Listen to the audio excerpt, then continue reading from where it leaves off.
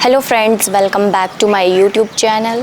और आज जो मैं अभ्यास लेके आई हूँ वो बच्चों के लिए हैं। जैसे बच्चों को कौन कौन से अभ्यास करवाने चाहिए शुरुआत में, और ताकि उनका शारीरिक और मानसिक जो संतुलन है वो बना रहे। जैसे आप जानते ही हैं कि बच्चों के लिए जितना खेल कूद ज़रूरी है उतना ही ज़रूरी है योग।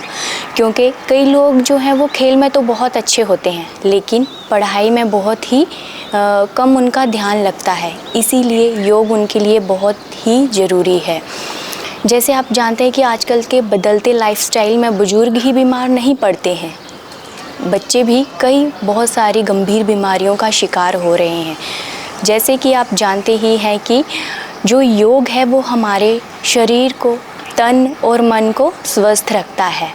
तो आप जब भी खुद अभ्यास करें योग का, तो कोशिश करें कि बच्चों को भी योग का अभ्यास जो है वो आदत ज़रूर डालें, ताकि वे कई गंभीर बीमारियों से बचा जा सके। आइए अब जानते हैं कि कौन कौन से ऐसे अभ्यास हैं जो बच्चों के लिए बहुत ही ज़रूरी हैं। तो अभ्यास जानने से पहले हम जान लेते हैं कि कौन कौन सी ऐसे बातें हैं जो हमें ध्यान रखनी है। सबसे पहले है कि बच्चा खाली पेट होना चाहिए। दूसरा है कि बच्चे को जब भी अभ्यास करवाएं तो वीक में 5 दिन ही उसको अभ्यास करवाएं। और तीसरी बात है कि बच्चे को जब भी अभ्यास करवाएं तो खुद भी साथ में अभ्यास करें, ताकि उसे किसी भी प्रकार की चोट ना लगे, ताकि वे गिरे ना। आइए तो अब जानते हैं कि कौन कौन से अभ्यास हैं जो बच्चों के लिए ज़रूरी है, और हम अभ्यास शुरू करते हैं। पहला अभ्यास है ताड़ासन। सबसे पहले क्या करना है, हमें फिंगर क्रॉस करनी है, देन आगे को करनी है अपने बोथ हैंड, एंड अपने इनहेल करते हुए हमें बॉडी लिफ्ट करनी है ऊपर की तरफ और अपने टो पे आना है। देन बैलेंस बनाना है और होल्ड करना है यहाँ पे 5 to 10 सेकेंड। देन एक्सेल करते हुए हमें वापस आना है धीरे धीरे। ये था ताड़ासन का अभ्यास। नेक्स्ट अभ्यास है हमारा वृक्षासन, जिसे ट्री पोज भी बोलते हैं। इसको सबसे पहले अपने एक लेग पे, टो पे अपना वेट को कंट्रोल करना है। देन अपना दूसरा जो लेग है वो थाइस के पास रखना है। देन फोकस करना है एक पॉइंट को। देन बैलेंस बनाते हुए अपने बोथ हैंड ऊपर लेके जाने हैं, और यहाँ पे आपको 5 to 10 सेकेंड होल्ड करना है। देन ईजिली आपको वापस आना है और आपको बोथ लेग से ही ये रिपीट करना है। नेक्स्ट अभ्यास है हमारा ऊर्ध्व हस्ततान आसन, जिसको करने से आप तो अगर बैलेंस नहीं बनता तो अपने टो को थोड़ा गैप रख सकते हैं। चलिए शुरू करते हैं।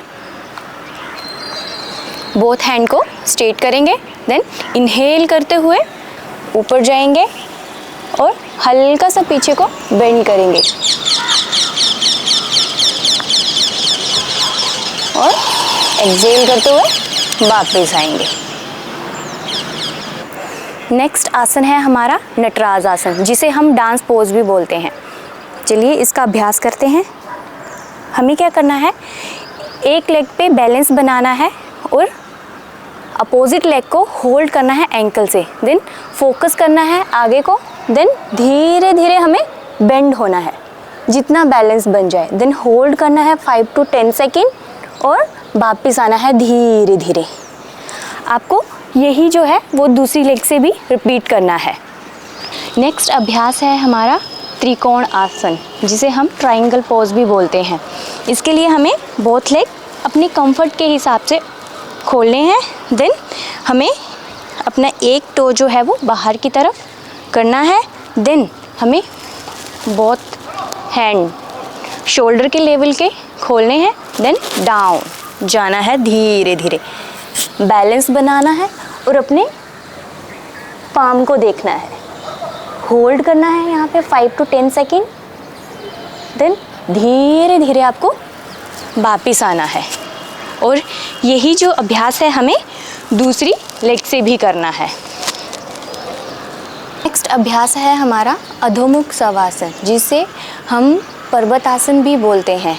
इसके लिए सबसे पहले हमें मार्जरी आसन में जाना है, देन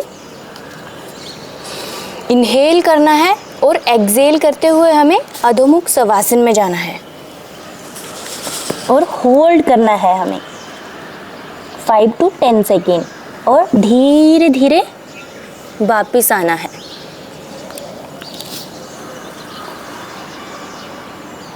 नेक्स्ट अभ्यास है हमारा रैबिट पोज। इसके लिए आपको क्या करना है, सबसे पहले अपने नी पे स्टैंड होना है, देन अपनी बाजू फोल्ड करते हुए सबसे पहले आपको क्या करना है, एक्सहेल करते हुए अपना जो हेड है वो फ्लोर पे टच करना है। धीरे धीरे ट्राई करें और अपने बोथ हैंड जो हैं वो अपने पैर को टच करवाने हैं, देन अपना ब्रीथ जो है वो नॉर्मल रखना है। देन 5 to 10 सेकेंड होल्ड करना है और धीरे धीरे वापस आना है।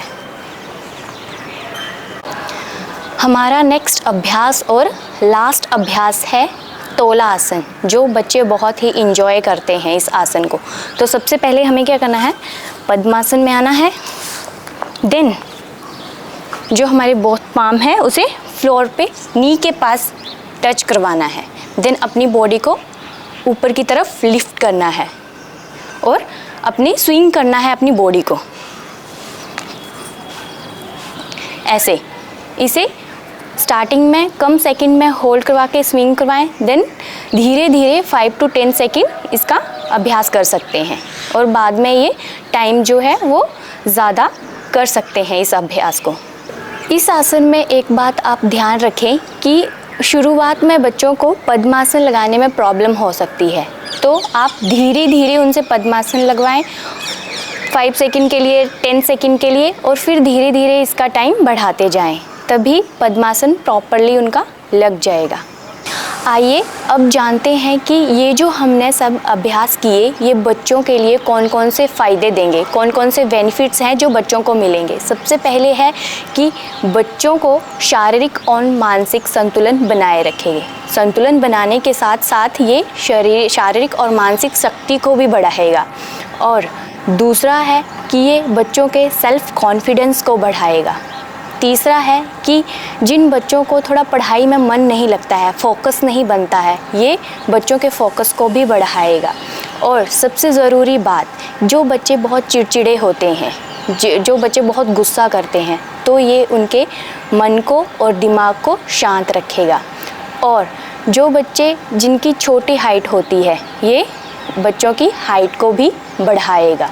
और ये जो मौसमी बीमारियां होती हैं, जो बच्चों को बहुत जल्दी लग जाती हैं, ये मौसमी बीमारियों को भी दूर रखेगा।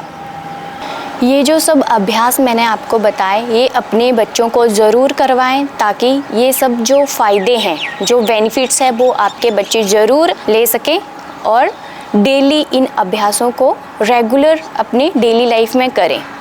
और वीडियो अच्छी लगी हो तो लाइक, शेयर, सब्सक्राइब करें। धन्यवाद।